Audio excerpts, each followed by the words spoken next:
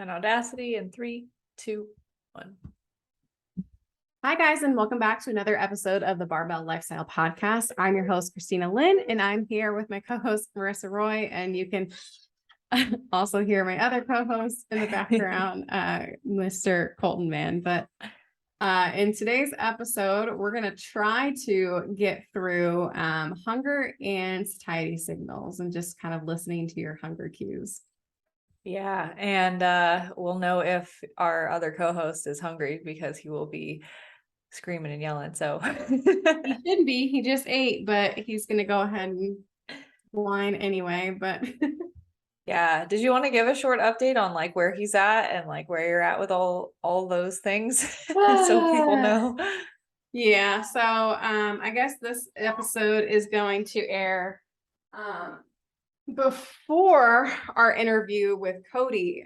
So in that episode, I talked about how he had been up 3 times the night before. So he is currently 7 months, which is crazy because I feel like we were literally just on the podcast talking about how I was pregnant. Yeah. I have a teenager. But yeah, he's going through the 7-month sleep regression, and I am extremely spoiled because up until now he's been sleeping through the night.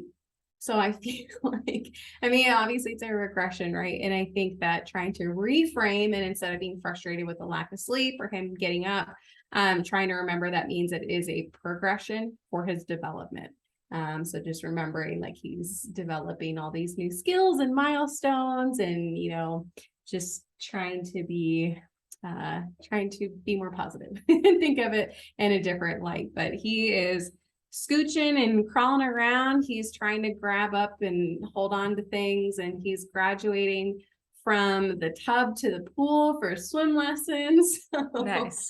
So super exciting things. That's awesome. Yeah. Well, if you hear him in the background, that's exactly what is going on. He's just joining us for the episode today. So I have the pleasure of an extra guest here. But we were going to talk about hunger and fullness signals. So the famous question, should I eat and hit my macros if I'm not hungry? Should I eat all my meals if I don't have, strong hunger signals? And I think this is a very nuanced question, and it used to stump me a lot, but I think I've come to like my own perspective on this. And like anything, it's very context dependent, but I think one thing that is very overlooked in this industry are our own body's signals and what it's telling us. And the reason why I say that is because we often rely on so many external things in our health and fitness journey, like external meaning, external rules, external structure, external numbers, and things that we impose upon ourselves that are not from within, like macros, like calories, like diets, like rules, like training programs, like schedules. Those are all external things that we rely on. And a lot of times we can just get carried away in those external pieces of structure. I know that I really like structure. I'm that type of person. I'm pretty type A. And it's not always the most beneficial to rely on everything being external when it comes to your diet and your nutrition. And so this is definitely a really nuanced conversation, but being able to look inwards and rely on our own hunger signals and say, like, what does my body actually need right now is a skill that I think people overlook. And they're looking for the number of calories that they need to eat to lose weight. They're looking for the perfect diet. They're looking for the perfect solution, when really, a lot of times, if we just tune inwards at what our body is telling us, we can often make even more progress without really feeling like we have to try. So that's what we'll be talking about today. Yeah, I love that. And I think it's, like you were saying, like it's sometimes we're trying to figure out what is optimal, like how many meals should I eat? What should I be eating? Like you're trying to, what my coach says I should be eating this. So you're more focused on the structure side of things as opposed to actually listening to your body and what it's telling you. So I think this is going to be a really good episode. Yeah. So want to start off with just like, what are our hunger signals? What are they? And basically these are hormones in our body, and they are both, the main ones are called leptin and ghrelin, and we often refer to them as the hunger and satiety hormones. But just to be clear, there are a number of other hormones that are included in the batches of hormones that release to tell our body that we are hungry or full. But for the lack of, scientific knowledge that I even have about those things, we're just going to say leptin and ghrelin. And leptin is the hormone that tells us that we're satiated, that we're full. And then ghrelin is the hormone that tells us that we're hungry. And you can remember this by thinking about your stomach growling.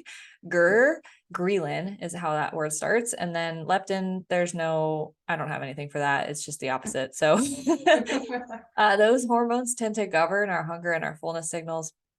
And really, what I want to distinguish here is we're talking about physical hunger. And I think oftentimes people even get lost in physical hunger versus other types of hunger, like mental hunger, which like can be categorized as like just wanting to eat. Like you can very much want to eat something without being physically hungry. But physical hunger is feeling your stomach kind of feel empty. It might growl.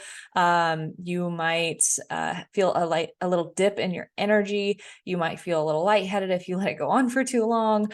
And you might feel just overall like really kind of depleted and like run down if you let yourself get really hungry. And so those are really the hunger signals that we're looking for versus feeling full and satiated. You might feel like your stomach is expanded. You might feel in some cases bloated, but other cases just that your stomach is full and there's not a need physically for food, and your energy might go up, or you even might feel a little lethargic if you have too much to eat. But that's what satiety feels like. And so we're going to be distinguishing between not only physical and mental hunger, but, when should we be listening to these signals versus not listening to them, knowing when we should eat when we're not hungry, when we should not eat when we are hungry, and when we should just listen to those signals and when it's appropriate in context. Yeah. So I think that, I guess I'm trying to think in the context, like, how would someone be like, I just eat, like, I don't know. So like, how would someone start? Yeah, that's a great question.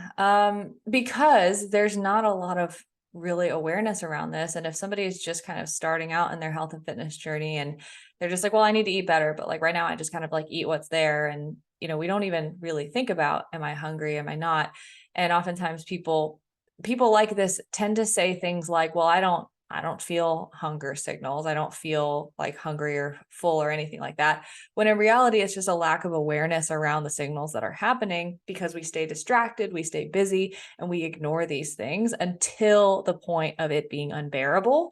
And this is the trap that most people fall into, is they pretty much don't, quote unquote, don't have hunger signals until they are absolutely ravenous and want to eat their arm off. And they are either at a restaurant or at the pantry downing the chips and salsa and grabbing everything they can because they are just super, super hungry. So what I would do for somebody who is starting out and they're like, well, I don't know what this feels like. I just eat. Like, what is this? I would use we call this the hunger scale, something we use with our clients. It's one of the first things we teach in our program. And it's basically just a scale of 1 to 4. Level 1 is, and it's actually not our idea. We actually have adapted it from another weight loss like diet app that we have explored, but we've kind of adapted it to be our own. But level 1 is you're not hungry at all. So if you are eating when you're at a level 1, you are eating for reasons other than physical hunger. So you might be bored, you might be stressed, you might be emotional, but there's no physical sensation of hunger. A level 2 is we're starting to feel the symptoms of hunger. Like maybe our stomach's starting to feel a little bit empty, but it's not growling yet. We're not lightheaded. We don't have our energy dip, but we're starting to think about food because our body's kind of like, okay, like I could eat something right now. Level 3 is when we are truly hungry for a meal. We start to feel those physical symptoms of hunger. Our stomach is empty, it's growling, our energy dips a little bit, and we just really are ready for a full meal. And then a level 4 is what I just described earlier. You want to eat your arm off, you're ravenous, you're lightheaded, like you're hypoglycemic, you're about to pass out, like all of these different things. So the main premise of the hunger scale is I would start with identifying this and labeling where you're at throughout the day without judgment on your actions, without expectations around your actions. Meaning, if you're eating when you're at a level 1, to observe that, but don't place judgment on yourself or feel the need to change anything. Just observe and start to really, I recommend definitely having some kind of a journal throughout the day with this, and just like log your patterns. Like, what are you actually doing? What choices are you making? And what state are you in when you're making those choices? And it's going to be super, super eye opening. And then the next step would be to then try to listen to those signals and then actually change your actions as a result. But I think just even just observing it can be very, very eye-opening, and kind of like stressful in a way for some people, because they're like, oh my God, I didn't realize I was like stress eating 90% of the time, or just like bored eating all the time. Yeah, I think that's a really good idea. And that's what I was going to suggest, is keeping a food diary. Yeah. So I think it gives a lot of insight into your food. And I think a lot of it too, it's like if you're just kind of going about and eating, just like taking a second to stop and just kind of journal a little bit and be like, what am I feeling around this meal? Like, am I grabbing something out of the pantry because I don't know what else to make, is this is quick and easy, and like I'm like you said, I'm about to eat my arm off. Or like you're writing down, you're like, I just grabbed a handful of Oreos, and it's like I don't think I actually am hungry. Like, I think I'm just bored. So just small things like that. And I like you said too, being able to recognize patterns. So it's like, oh man, maybe every time between like 1 and 2 p.m., like I find myself in the pantry because like I am bored, or like I need something sweet after work, like lunch, or whatever it may be, and then being able to make adjustments from there. Yeah. Yeah. And then the adjustments I would suggest making at that point are, what you want to do is try to avoid eating at a level 1 or 2.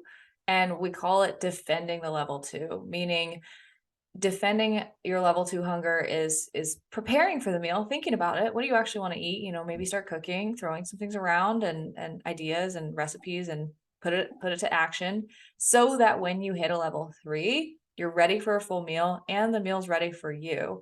And so we're defending the level 2. We're not eating before we get truly, truly hungry. We want to avoid eating at a level 1 and avoid getting to a level 4. And so avoiding eating at a level 1 is really just like that conscious, mindful awareness of like, okay, I am bored right now. My body is not physically hungry.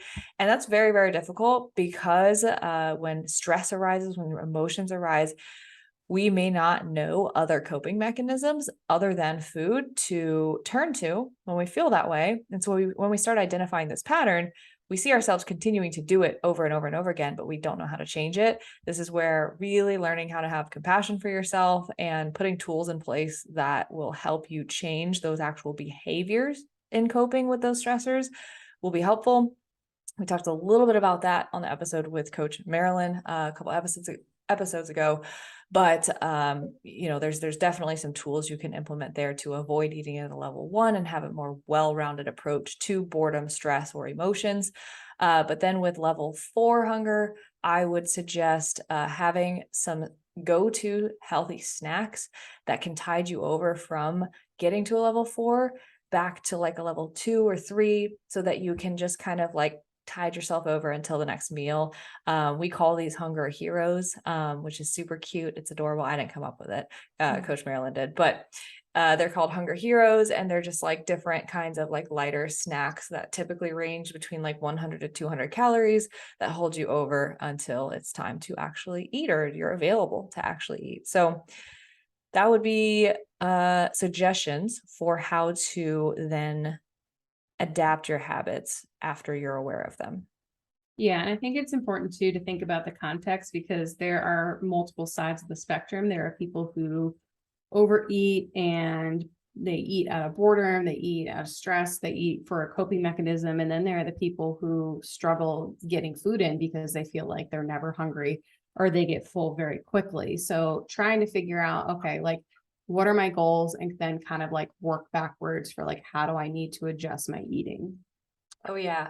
People on any sort of anxiety or ADHD medication that are appetite suppressing, I do not recommend this approach at all because you probably need to implement some kind of external structure to make yourself eat. Because those types of meds really, really do just kill your appetite. And those are the only people that I truly believe when they say, I don't have hunger signals. Like, I don't know what you're talking about, because that medication actually does that. But otherwise, I think it's typically a lack of awareness and mindful awareness. But there is anomalies here and there, and that could be situations like maybe someone's been under eating for such a long time that their hunger signals are truly downregulated. So I'm not saying I never take people by their word, but like sometimes it's just, we have to actually try to be aware of it. But yeah, if you have really, really low appetite signals, implementing external structure is probably the first step. And then when you have that structure and you are eating on a regular cadence, starting to pay attention to and look for those hunger signals coming back would be the next step from there. Because a lot of times, if you are severely under eating, or you have like a very sporadic eating cadence, and you are kind of just like snacking throughout the day, it is very, very possible that your hunger signals are suppressed in some way, shape, or form. So once you have an external structure, you can then better rely on your own signals to come back and then actually be reliable from there. Yeah, I also think it's important too, because I think that sometimes there's this discrepancy between what people think they're eating and what they're actually eating. So I Yeah. think that's another positive benefit of having a food journal, because I know, and I'm definitely guilty of this too, because this is my current reality. But I think that oftentimes moms will say, I don't really have breakfast. I have coffee. I don't have lunch because I'm running around with the kids. And then the first time I eat is like, or I'm just kind of snacking out of the pantry, or I'm eating something off my toddler's plate, and then I don't really eat until dinner. And so you can have this idea like, oh, I'm not really, hungry, or I'm not eating very much. But then in reality, you're actually eating maybe a lot more than you would think. And so Mm. I think that trying to get a gauge on that, and again, where to adjust. So like, you might actually think you need to eat more, or you might need to actually eat less, but just change your eating habits. That's a great point. Yeah. And I think, like, when we talk about, okay, listening to your hunger signals, I think to a certain degree, we should try to be aware of these at all times, no matter what your context is. But there are a few more circumstances that I think they are a little bit less reliable. And I would say that's probably one of them.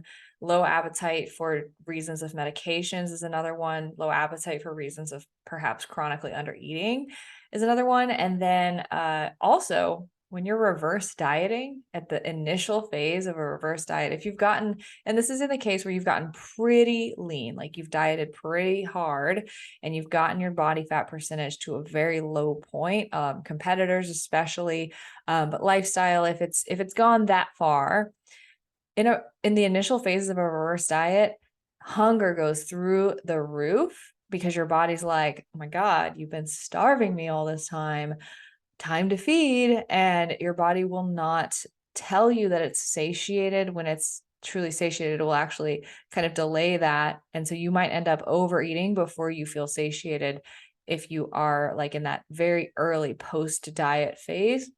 So that's one time where I actually advise clients to not rely on those signals very much, but expect them to be like kind of overcompensating. And that's for that reason. It's like our body's telling us like, oh, I just lost all this body fat. I starved for like this amount of months, like feed me.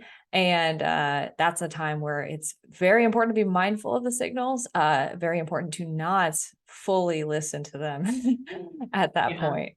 Yeah. So I think it's interesting to think about the context of like, hey, okay, I'm learning about hunger and satiety signals. And then, oh, but now I shouldn't listen to them. Yeah. And then, the famous question that we started with, should you eat when you're not hungry? Should you not eat when you are hungry?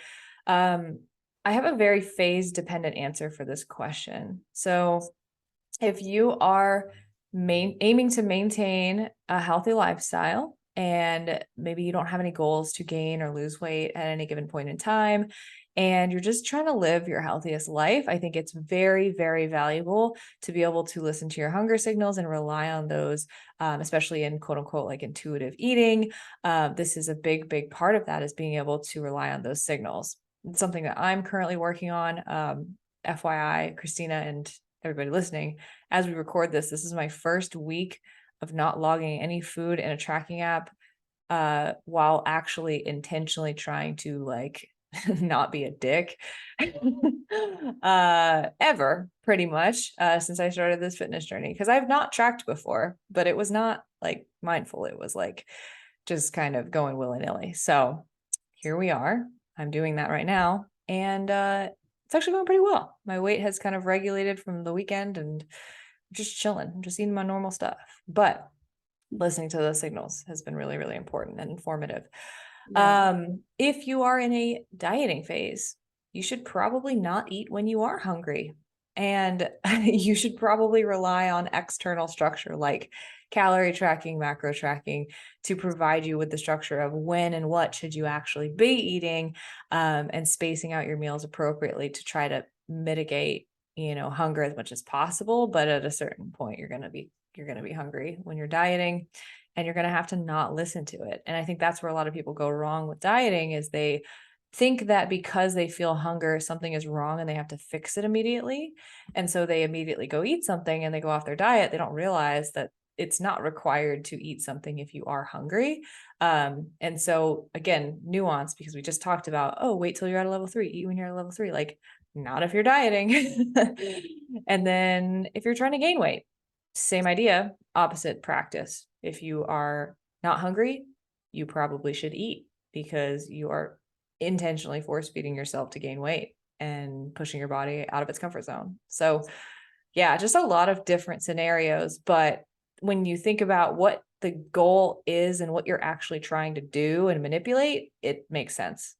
Yeah, I think the hunger issue is really important to point out, because I have a lot of clients that will come to me and say the same thing, like, "Oh, I don't do well with diets that I have to restrict calories." That's all of them. Yeah, it's like, oh, okay, like that's a caloric deficit, but yeah, but recognizing like, and I like, so again, you guys will hear this in a couple episodes with Cody, but Cody kind of talked about that expectation setting with dieting, like, hey, you're gonna get hungry. Like, that's a part of dieting. Like, it's gonna happen. Have that expectation, and then have some things in place to manage that. So I feel like that's a whole other podcast that we could probably go into, with like dieting tips and like what to do when you are hungry, and the same thing, opposite end of the spectrum, like what to do if you're not hungry and how you can eat more food. Yeah, I feel like we've done something with that. I feel like we have to, but I don't know if we did an entire episode on it. Yeah, maybe it was like woven into the grocery store list one, where we were like, here's food sources for blah, blah, blah. I don't know. I don't know. Maybe Shane can help us with that. But if you guys like an episode like that, just reach out to us, let us know. But yeah, so that's really the answer to that question, is should you eat when you're not hungry? Or, here's the classic one, right? You're probably tracking macros, or you're tracking calories and protein, and you're like, well, I hit my calories, but I didn't hit my protein. Should I have a protein shake on top of everything to hit my protein, even though I'm not hungry and I already hit my calories? And again, the answer is context dependent. What phase are you in? Are you in a fat loss phase? Don't do it, because we want to keep our total calories where they need to be, and you're already over. Are we in a maintenance or gaining phase? Yeah, sure. Get more protein in. That's important.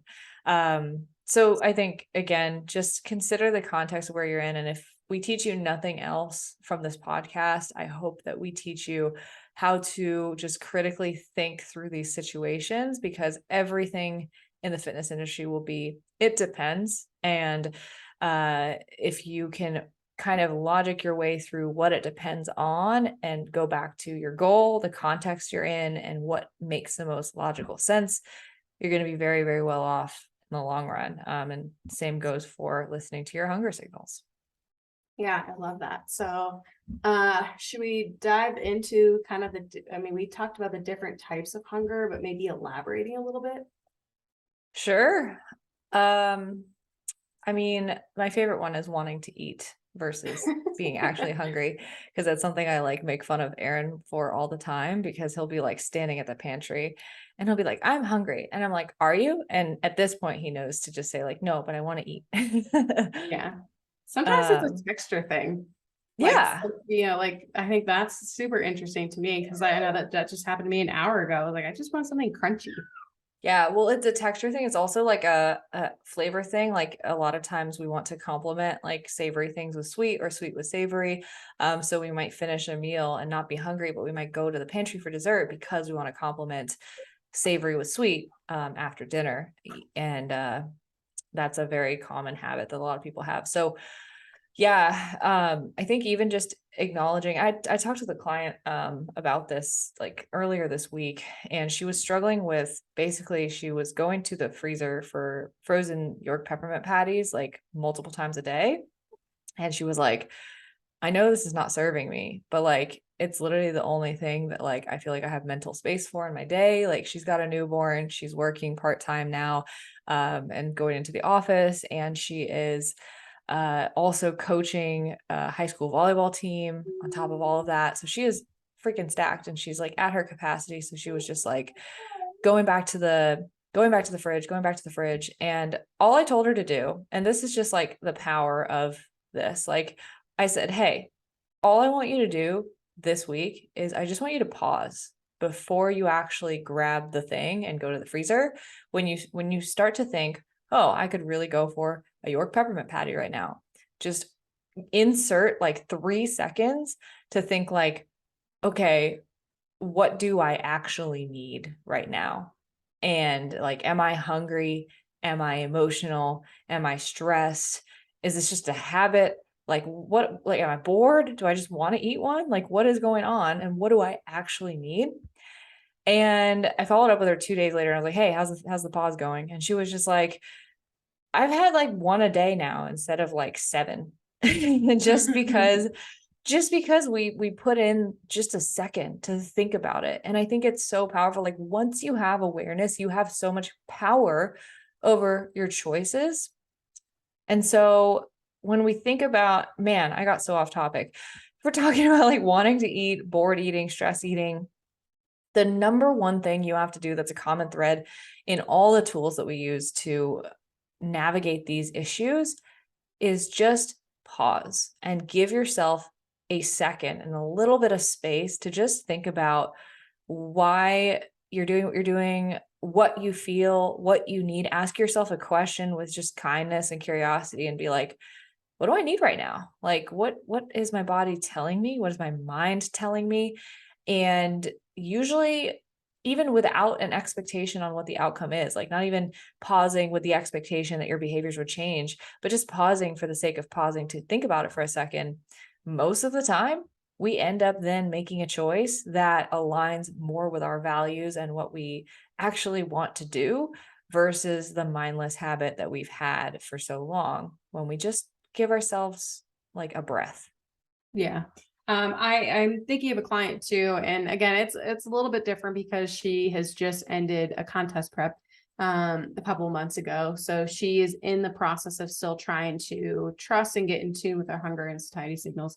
But one of the things and one of the patterns that we've kind of discovered is she feels like she's a little bit more susceptible to period cravings than she was before. And one of the things that we kind of came to was the conclusion. It's like, hey, because you are now more in tune and you feel like you are allowed to give yourself grace and listen to what your body's saying, like you're kind of giving in a little bit more because you're allowed.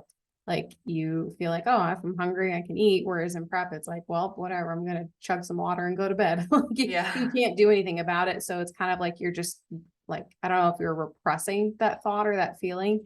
And so she was having a lot of issues with period cravings. And one of the things we kind of talked about, it's like, hey, like kind of saying like, it's your hormones, like it's your hormones that are telling you like, hey, I want X, Y, Z or whatever. And so trying to think about it in terms in the context of like, at the end of the day, it's your choice, it's your actions. And I don't know, that can make you feel like shit or can also kind of make you like, it can empower you to be like, okay, well, yeah, I recognize that I am craving, XYZ. However, I'm going to choose not to give in, or maybe I'll just have half of what I'm, whatever it may be, but just kind of at the end of the day, like you have control over your cravings. And that really helped her a lot because in her context, she felt empowered over her actions. So I think it is, kind of client dependent. But that helped her a lot too, to just kind of know like food doesn't control me. I can control myself around food. Yeah. Yeah. And like, I've always used the phrase like you don't have anybody like sitting in front of you, like tying your hands to the chair and forcing food in your mouth, right? Like those reels on Instagram are hilarious. oh, Like the ones where whole, it's like I walking. accidentally ate an Oreo and then they like slip on a banana, like slow-mo, the Oreo goes in the air and oh no, and then they Like, chew and swallow it involuntarily, like yeah. But you don't have anybody force feeding you, right? So it really is your choice. And for a lot of people who like maybe are just starting their journey or they feel bad about, weight that they've gained, it can make them feel like shit at first. But as you move forward, it will be empowering because you do have a choice every single time you are about to choose to put something in your mouth or not. And I would also argue for your client who had those cravings, something that I would also ask a person like that, where, maybe they've been really regimented, they've been really rigid with themselves for a while, and maybe they're letting themselves have some of these cravings. I would even ask, like, is this actually causing a problem? Like, are they actually not adherent? Like, are they going over their calories and macros by doing this? Or like, are they just feeling bad for including more of their cravings within their means? Like, if that's the case, I would be like, hey, this is actually not a problem. And I think, it's like learning how to flex with the seasons is the takeaway from that of like, okay, when you're in prep, you are literally just chugging water, going to bed. You're not doing anything about it.